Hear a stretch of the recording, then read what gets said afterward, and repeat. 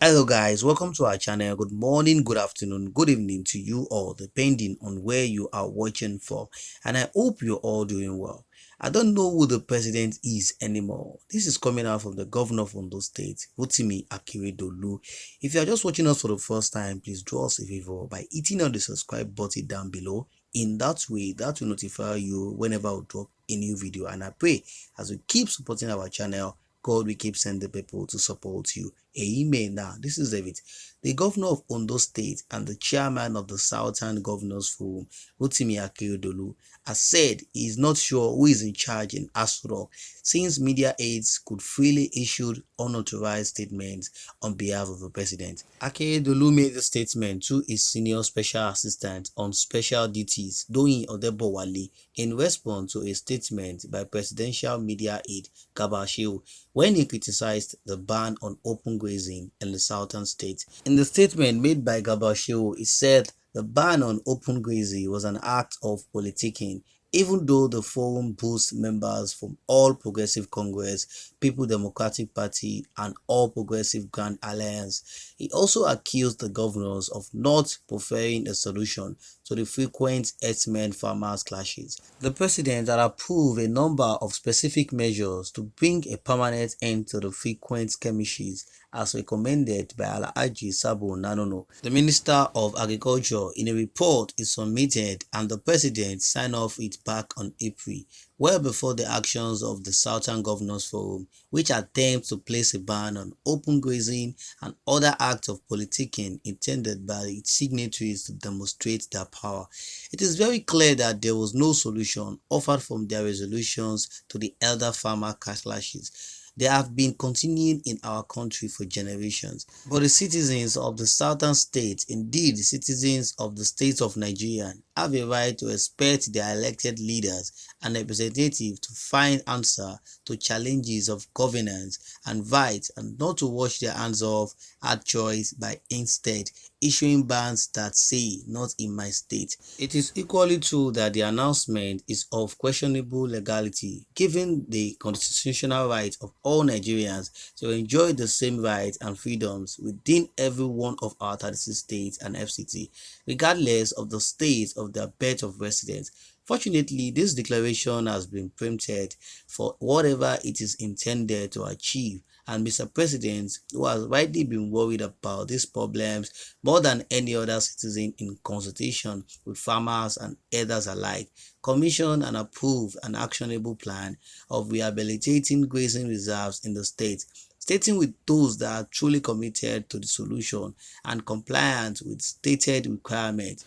However, in response to the statement by the presidential spokesman, Governor Akeredolu of Ondo State said it is hard to tell who she will represent when releasing statements on behalf of the presidency, although Shehu obviously should represent the president since he was appointed by the president.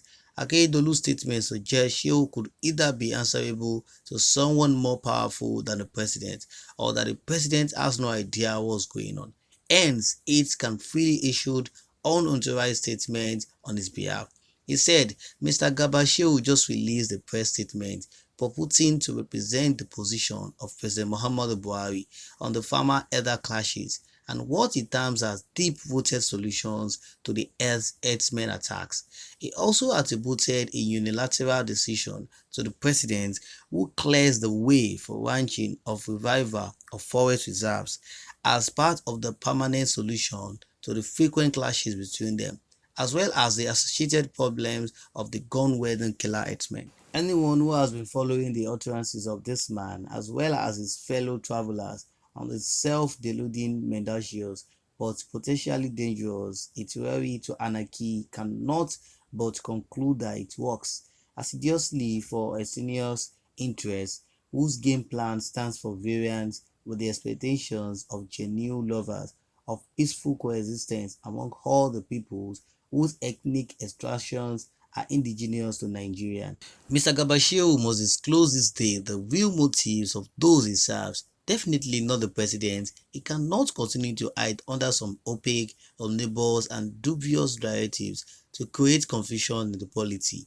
Alright, guys, that's it for the news, and let me share my opinion with you. Now, we have seen how these bad leaders are deceiving us. They are deceiving us with all lies and everything.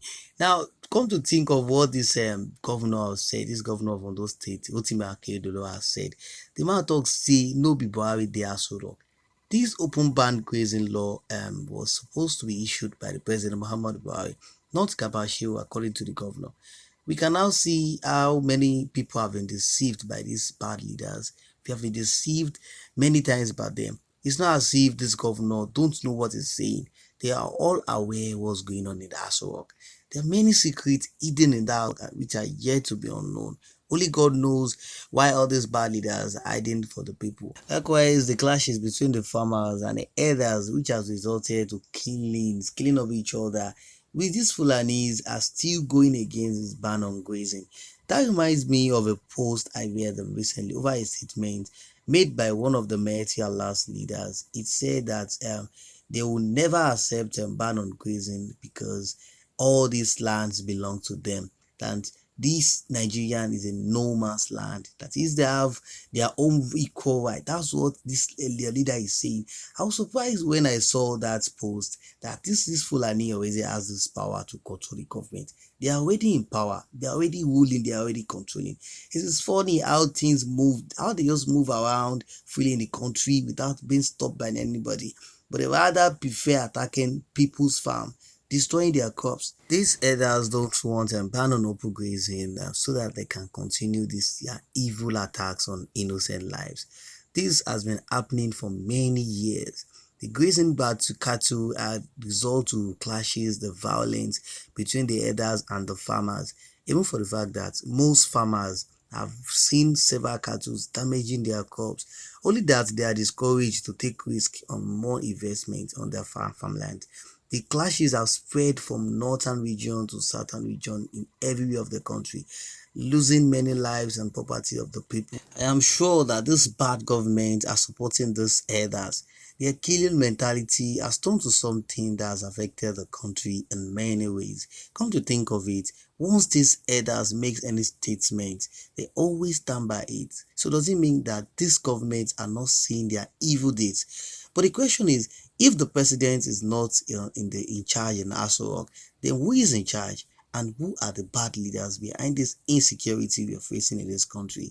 Now, guys, I'll leave you guys to share your thoughts on the comment section below. After watching, please don't forget to subscribe, like, and share. See you next time till I come your way.